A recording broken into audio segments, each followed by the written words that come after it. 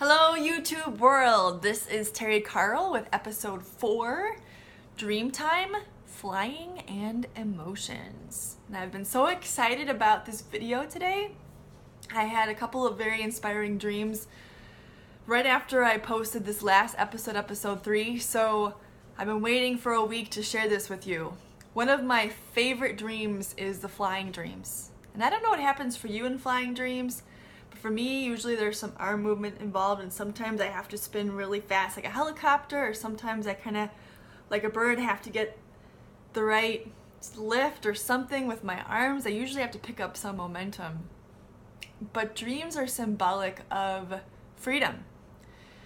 Freedom from the things that hold us down, which in real life would be gravity, but symbolically in the dream world, it could be anything. It could be unproductive thoughts, it could be things in our environment, whatever we feel keeps us from reaching our true potential. And I was able to very easily connect this dream to something that had happened in my life very recently before that, which is very important because dreams are meant to be a teacher. Just the day before, I'd had the experience where I was working through some emotions and through experiences that I was having, and I had this glimpse of my ideal self and who I could be unaffected by the reactions of others. I saw it. I saw who I was. And I knew that didn't mean not having emotions anymore, other people not having emotions anymore, or there not being any reactions. It was a acknowledging of how I felt and an acknowledging of where the other person was, and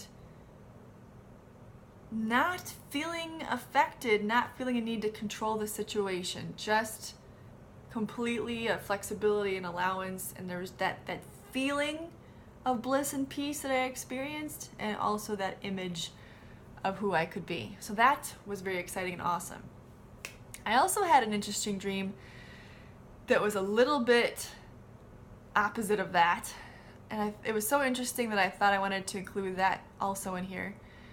Either the next day or maybe even the same night, I was sleeping and I felt this like kind of flick at the back of my neck, and I freaked out. I completely freaked out. Like I started like going like this, and I moved far away from the spot where I was, and in my imagination it was an insect.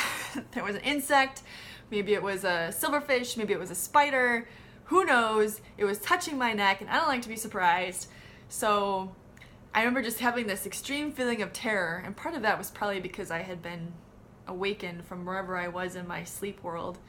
And I went back to sleep, and that same night or morning I dreamt that I was sleeping and that there was a spider, and it looked like it had a little bit of a red hourglass on it, like, you know, one of the poisonous ones, like the Black Widow, and it leapt into my mouth. So I didn't get too much into the symbology of the dream, but animals are habitual ways of thinking, and there was that same like kind of fear and terror. And what was interesting is later, I think the next morning or later that day, I realized I had lost one of my earrings. And so probably as I'd been moving in my sleep, it was the earring that had come out and flapped against my neck. It had never been an insect at all. So that just showed me the power of fear and imagination, and I could see that connection. I had that fear in real life, I had the fear in the dream immediately after, and that strong emotional reaction. And what was great is I could see that it was all in my head. It was all in my head that this insect was after me. It even went right into my subconscious mind. My subconscious mind said, "Oh, you're seeing an insect is after you. It must be real." When all along it was probably just this earring. What do you think about that? Very different dreams, but very connected to emotion and very helpful for my personal growth. I hope this was helpful for you. If you would like to share any of your dreams, either anonymously or letting people know it's you, I would love to share, do some analysis, help you through it. So you can email me at Terry, T-E-R-I, at terrykarl.com, Terrykarl.com. Or you can message me in the comments below here. I'd love to hear from you. Hope you have a wonderful rest of your day, and I will see you next week for Dreamtime. Much love and many blessings. Bye now.